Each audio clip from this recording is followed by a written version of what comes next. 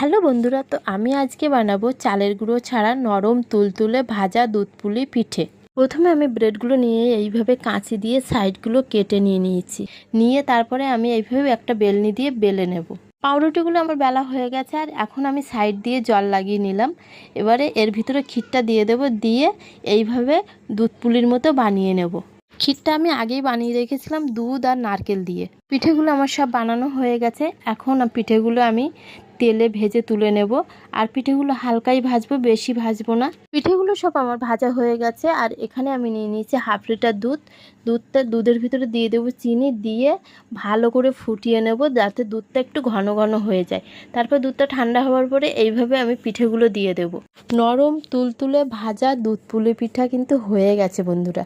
আর খেতে কিন্তু অসাধারণ হয়েছিল। আর এই ধরনের পিঠা একবার বাড়িতে বানিয়ে খেয়ে দেখো, মনে হবে যেন বারবার এই ধরনের পিঠা বানিয়ে খাই।